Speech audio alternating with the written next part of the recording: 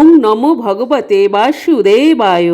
কার্তিক মাসের একটি অন্যতম শ্রেষ্ঠতম দিন হিসেবে গণ্য করা হয় এই রমা একাদশীর দিনকে। কার্তিক মাস হল দীপদানের মাস, যে মাসকে আমরা দামোদর মাস বলে থাকি। এই মাসে সমস্ত দেব দেবীর উদ্দেশ্যে প্রদীপ নিবেদন করার কথা বলা হয়। আমরা সকলেই জানি একাদশীর দিন হল শ্রীহরি শ্রী বিষ্ণুর দিন। এই দিন আপনার ঠাকুর ঘরে এই রমা একাদশীর দিন একটি শ্রীহরির নামে একটি ঘিয়ের প্রদীপ প্রজ্বলন করে দেবেন। একাদশী ব্রত করুন বা নাই করুন, তবে ভগবান অতি প্রসন্ন হবে। তবে একাদশীর সময়সূচি ও পারণের সময়সূচি জানুন বন্ধুরা। আগামী 28শে অক্টোবর 11ই কার্তিক সোমবার একাদশী তিথি শুরু হচ্ছে। আগের দিন 27শে অক্টোবর 10ই কার্তিক সকাল 7:40 থেকে এবং এই একাদশী তিথি থাকবে 11ই কার্তিক সকাল 9:08 পর্যন্ত। যেহেতু ব্রহ্ম মুহূর্ত এবং উদয় তিথি পাচ্ছে, তাই একাদশী পালিত হবে 11ই কার্তিক সোমবার। তবে পারণের সময়সূচি মঙ্গলবার সূর্য উদয়ের পর 9:29 পর্যন্ত পারণের সময়। বন্ধুরা, পারণ সঠিক সময় মতো করে নেবেন, তবেই একাদশী ব্রত সফলতা পায়। রমা একাদশীর ব্রত মাহাত্ম্য। একাদশী উপবাস করলে ব্রত মাহাত্ম্য অবশ্যই শোনা উচিত বা পড়া উচিত, তবে ভগবান অতি প্রসন্ন হয়। তবে শোনা যাক রমা একাদশীর ব্রত মাহাত্ম্য। এক সময় যুধিষ্ঠির মহারাজ শ্রীকৃষ্ণকে বললেন, হে জনার্দন, কার্তিক মাসের কৃষ্ণপক্ষের একাদশীর নাম ও মাহাত্ম্য কৃপা করে আমায় বলুন। শ্রীকৃষ্ণ বললেন, হে রাজন, মহাপাপ দূরকারী সেই একাদশী রমা নামে বিখ্যাত। আমি এখন এর মাহাত্ম্য বর্ণনা করছি, আপনি তা মনোযোগ সহকারে শ্রবণ করুন। পুরাকালে মুচুকুন্দ নামে একজন সুপ্রসিদ্ধ রাজা ছিলেন। দেবরাজ ইন্দ্র, যম, বরুণ ও ধনপতি কুবেরের সাথে তার বন্ধুত্ব ছিল। ভক্ত শ্রেষ্ঠ বিভীষণের সাথেও তার অত্যন্ত সদ্ভাব ছিল। তিনি ছিলেন বিষ্ণু ভক্ত ও সত্য প্রতিজ্ঞ। এই রূপে তিনি ধর্ম অনুসারে রাজ্য শাসন করতেন।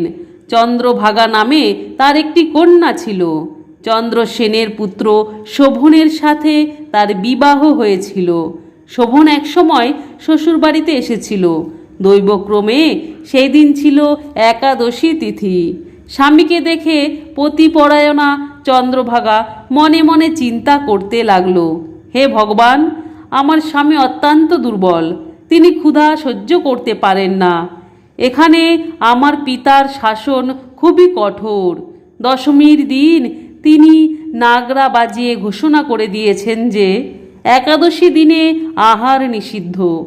আমি এখন কি করি? রাজার নিষেধাজ্ঞা শুনে শোভন তার প্রিয়তমা পত্নীকে বলল, হে প্রিয়ে, এখন আমার কি কর্তব্য তা আমাকে বলো।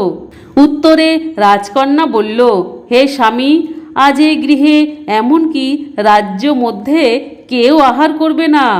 মানুষের কথা তো দূরে থাকুক, পশুরা পর্যন্ত অন্ন জল মাত্র গ্রহণ করবে না।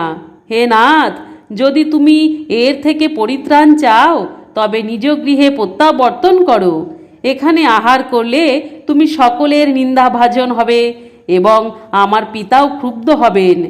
এখন বিশেষভাবে বিচার করে যা ভালো হয় তুমি তাই করো।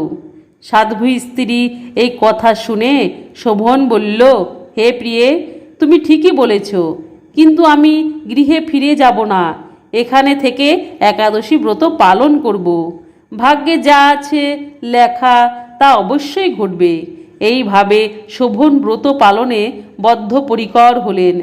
সমস্ত দিন অতিক্রান্ত হয়ে রাত্রি শুরু হলো। বৈষ্ণবদের কাছে সেই রাত্রি সত্যি আনন্দকর, কিন্তু শোভনের পক্ষে তা ছিল বড়ই দুঃখদায়ক। কেননা ক্ষুধা তৃষ্ণায় সে ক্রমে দুর্বল হয়ে পড়ল। এভাবে রাত্রি অতিবাহিত হলে সূর্যোদয়কালে তার মৃত্যু হলো। রাজা মুচুকুন্দ সাড়ম্বরে তার শবদাহ কার্য সুসম্পন্ন করলেন। চন্দ্রভাগার স্বামীর অন্ত্যেষ্টিক্রিয়া সমাপ্ত করে পিতার আদেশে পিতৃগৃহেই বাস করতে লাগল।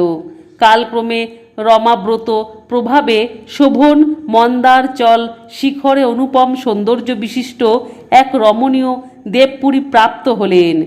এক সময় মুচুকুন্দপুরের সোমশর্মা নামে এক ব্রাহ্মণ তীর্থ ভ্রমণ করতে করতে সেখানে উপস্থিত হলেন। সেখানে রত্নমণ্ডিত বিচিত্র স্ফটিক খচিত সিংহাসনে রত্নালঙ্কারে ভূষিত রাজা শোভনকে তিনি দেখতে পেলেন।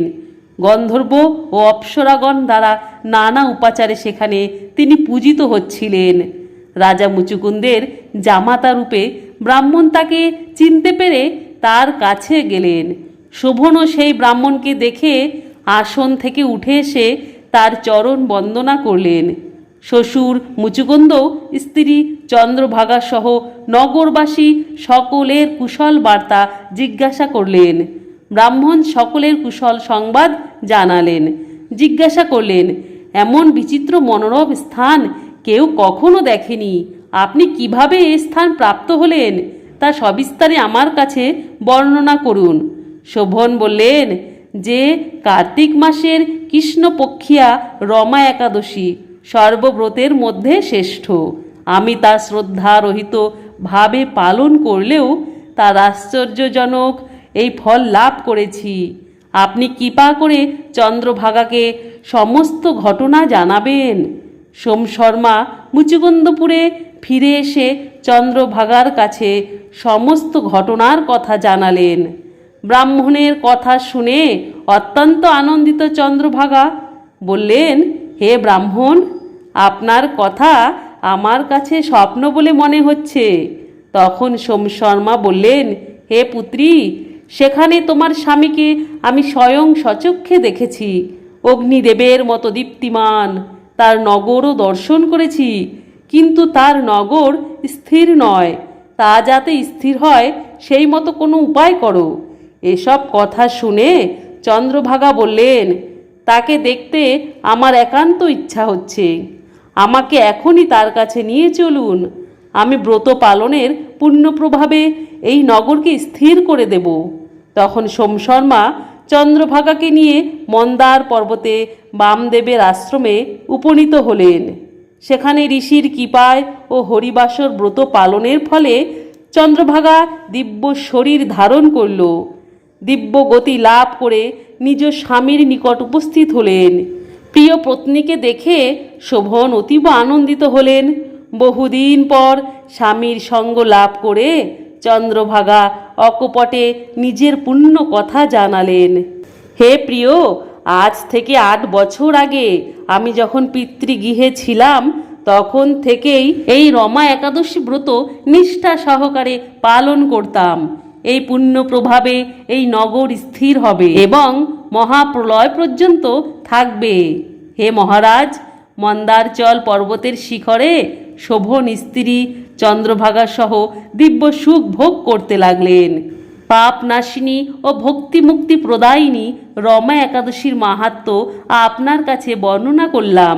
যিনি একাদশী ব্রত শ্রবণ করবেন তিনি সর্ব পাপ মুক্ত হয়ে বিষ্ণু লোকে পূজিত হবেন।